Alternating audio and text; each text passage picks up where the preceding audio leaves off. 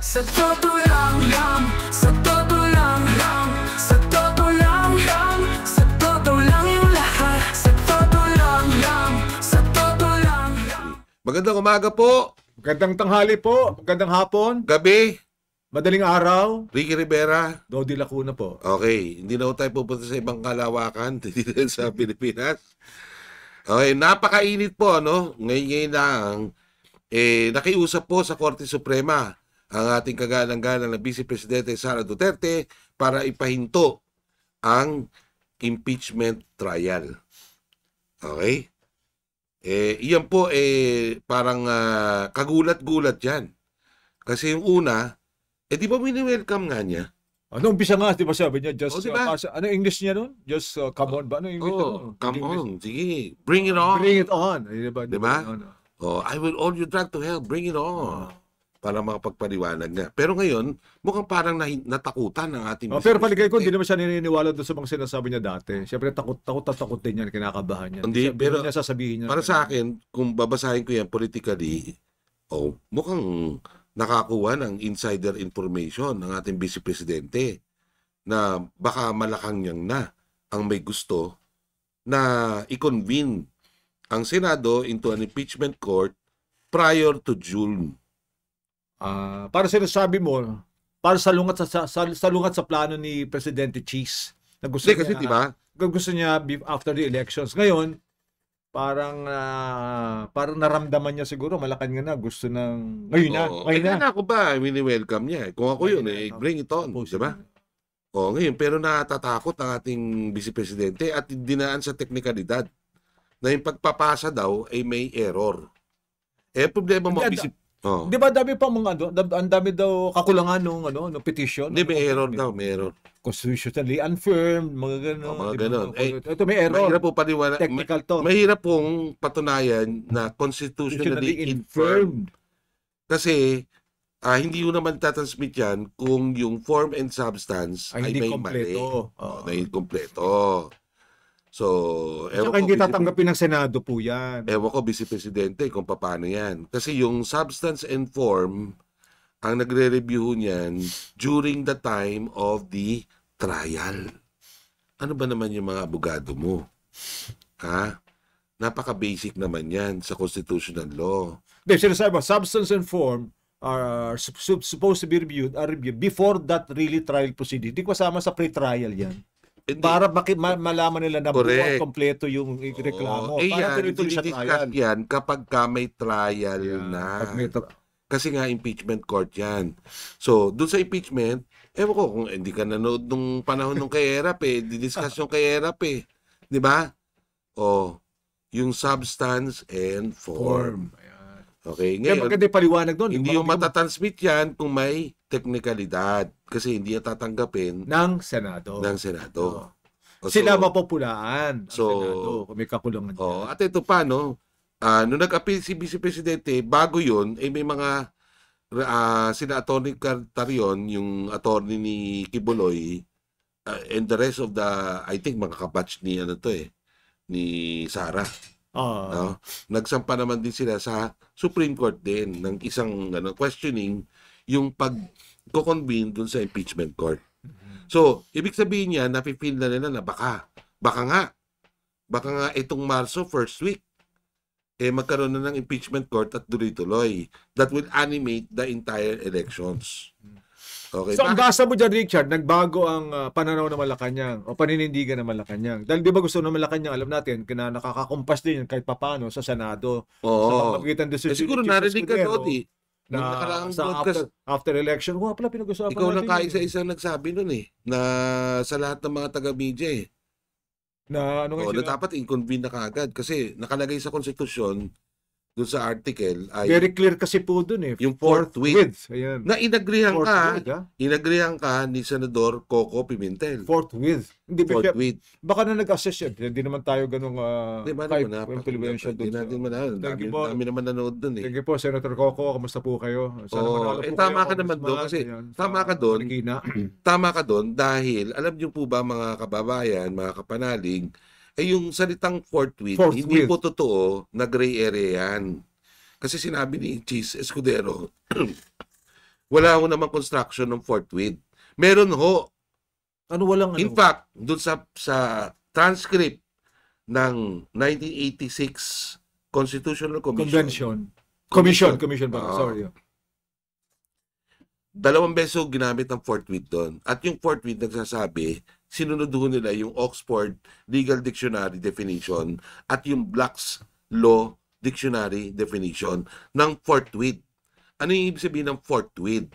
Ang Fort Worth ay without delay. At ini-specify ng Constitution Commission ano yung sinasabing dapat prompt delay, walang delay. Ibig sabihin yan, kung nandito na at magagawa mo ng paraan ngayon, gawin mo ngayon. Bakit ang palusot ni Senator Cheese ay wala naman daw delay? Okay. At saka batay sa karanasan nila, di ba yung impeachment against Chief Justice Corona? Kasi sinunod nila. Mercedes Gutierrez, di ba? After, sige, may after 3 months yun eh. May explanation kasi dyan eh. Tumingin sila doon sa impeachment proceedings ng US. Nung kay Clinton at yung kay Donald Trump. Okay? So wala nakasaad doon immediately. Problema dyan, immediately. kala kasi nila, hindi klaradong impeachment sa sariling batas natin.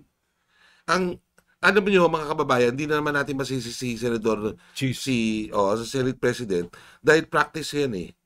Na kapag ka-ambiguous, ano ba ambiguous? Pagka-ambiguous ang isang legal concept na nandun sa ating batas, ambiguous, tinitignan ngayon yan, kumbaga tinitrace back, tinitignan ngayon yan dun sa jurisprudence ng US at ng Spain. Halimbawa, Revised Penal Code, dahil nanggaling dun yung sa Penal Code ng Spain, tinitignan ngayon, binabacktrack. Okay, kung ambiguous, ang problema ho, hindi ho ambiguous yung salitang forthwith sa ating konstitusyon. Kasi unang-una may transcript. Para sinasabi mo, hindi ambiguous, kundi explicit. Oo.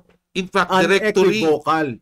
directory yung salitang forthwith. Ibig sabihin, unequivocal na yan eh. Di ba? Correct. Di ba, ano naman, basic naman sa statutory construction yun eh. Na kapag malinaw yung isang batas o isang term, hindi mo dapat i-interpret yun any other way. Hindi ka kukuha ng kung ano-anong mga definition sa iba't ibang jurisdiction. Pupunta ka lang doon kapag ka-ambiguous. Kasi may pinagmulan yung provision sa impeachment, which is based doon sa US Constitution. However, doon sa US Constitution, wala akong sinasaad doon na word na forthwith. Ang nakalagay doon ay without delay. Okay? So, hindi ko masisisi si Senator Cheese kasi ang akala niya may ganon. Dahil nga naman, yung batas ng yung rules natin ng impeachment, hinalaw yan doon sa batas, saligan batas ng Amerika. Correct. May pinagbasihan yan, no? Na yung impeachment proceedings sa Amerika. So ang akala niya, ibig sabihin, kahit sa Amerika nakasaad doon malinaw na without delay din. Without delay din. Kaya lang, however, doon sa Amerika nagkakaroon ng delay. In the case of Donald Trump, December in-impeach, January nagkaroon ng trial. Ano naman kasi ang ano naman ang tingin nila sa word na delay? How does the word delay apply? Okay. Diba? Kasi sa mga impeachment. Ibang jurisdiction kasi yun eh. Pero dito sa jurisdiction natin, pag sinabi mong forthwith, yan, very clear. Within a period of 24 hours, yung as soon as now. Hindi lang as soon as possible yun, no? As soon as now. Ngayon, kung magagawa mo ng paraan ngayon. Dalawang kaso yan, yung Datu case, tapos yung isa pa, no, yung spouses case, na kung saan, klinaro ng Supreme Court kung ano ibig sabihin ng forthwith. Ang ibig sabihin nun, kung makokorekta mo ngayon, gawin mo ngayon. So may jurisprudence sa plan, sinasabi mo? Meron na. Dalawang kaso yun. Ako, delikado si Sara Duterte. Meron po. Tuloy ngayon po yan. Ngayon, ang pwede sanang ginawa ni Escudero, simple lang. Nung pag-receive niya ng impeachment complaint, yung articles of impeachment, ang dapat tong ginawa ni Chis dyan, ganito. Nag-announce siya na kino-convert na niya ang Senate trial. Ang naging problema kasi, isinawalang bahala nila. Doon ang ibig sabihin, If he had convened the impeachment court sa Senado, pero yung trial next year pa, okay lang yun. Pwede niya sinabi, next ang sense ng Senado, sense. Ibig sabihin, yung collective decision ng Senado is, mag-trial tayo ng June. Yeah. Ayan. Pero may impeachment court na-convene ko na. Na-convene na niya. Problema, hindi niya kinonvene. Ito ngayon ang problema. Baka naman deliberate yan, Mr. Senate President. Anong gisama? Deliberate yung ganyang ginawa niya na kunwari ayaw niya ng kaagad. Baka naman kasi deliberate. Kasi dahil hindi mo nga at ngayon, nag-react ka ngayon kay Senator Coco Pimentel, who's number 1 top notcher yan sa bar. Nag-ano siya? Maybe. So, ibig sabihin, ano ibig sabihin nun? Medyo nagbabago na isip. Pag pinag-iisipan. Kunyari, ako tingin ko dyan, may ano yan eh. May laro. May laro yan, siguro. May game plan. May laro yan. May laro. May political negotiations niya. Kasi, syempre, ang impeachment ay political din. Di ba? So, hindi naman siya regular court talaga. So, may political negotiations yan. Ang tingin ko dyan, baka ginadito ni kung sino man. Pero sinasabi. Teka muna, dahil na sa akin na to, usap muna tayo. Pero inisip din ng administrasyon, dapat politically beneficent sa kanila. Hindi, ang interest talaga ng Malacanang yan. Ang interest talaga, sa kanila. Politically expedient pa nga eh. Kung mamadaliin. Na magkaroon ng impeachment trial. Bakit? Kasi, kapag dinaan mo sa elections yan, masisira yung plano ng Malacanang na gawing itong election na to as an election for the affirmation of mandate. Mandate. Ang mangyayari dyan, mag-expend ng billion-billion ng gobyerno para maliitin yung Duterte. Diba? Ang problema mo, very active ang Duterte sa grassroots. So what you're saying is pag di-reset after elections, gano'n na magaganap. Mas magkakaroon talaga ng instability. Political observer. Magkakaroon ng instability at uncertainty, di ba? Hindi lang yun. Baka kasi matalo pa sila sa baba. Political divisions. Kala nila kasi, kala ng gobyerno, kala ng administrasyon ni Marcos, kaya natin yan kasi may akap to pa. Punta na tayo Mindanao, subukan natin yan. Kaya kita mo, from Ilocos Norte, saan sila pumunta? Sa Mindanao. Kasi they're checking. They're actually trying to validate yung kanilang mga presumptions before na baka nabarag na natin ng Duterte network sa Mindanao. Pero after Mindanao, tama sabi mo Richard, after Mindanao, at saka nadinig natin si Senator Chisa nagsabi, kasi nakita nila na despite na akap at tupad, maaari na nakita nila despite na akap at tupad, ala rin. At taas pa rin sa Mindanao. Kaya nakita nila ngayon na tama ka. Very heavy in population na political gambit yung nangyari. Tama. Kasi gusto talaga nila yan, i-delay muna natin. Kasi ganito.